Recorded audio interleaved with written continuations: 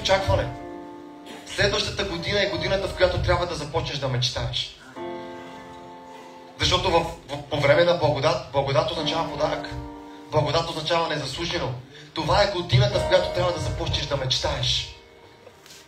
Да започнеш да мечтай. Мечтай за благодатните неща. Мечтай за семейството ти. Различни хора ще мечтаят за различни неща.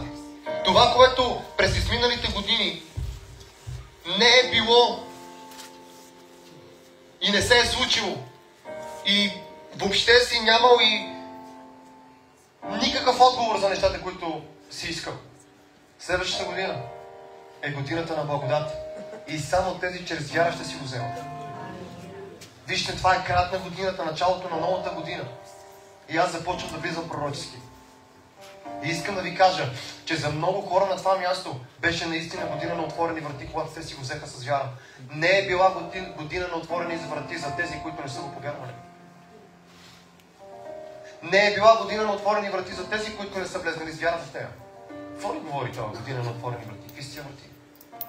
Сега ти обяснявам за година на благодат.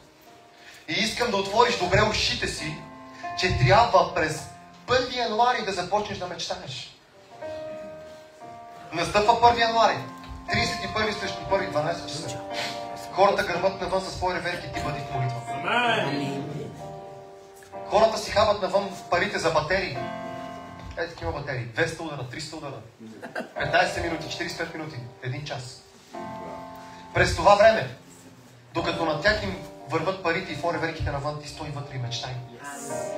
1 януари, 12:30, 1 часа, стой в молитва. Стой в молитва.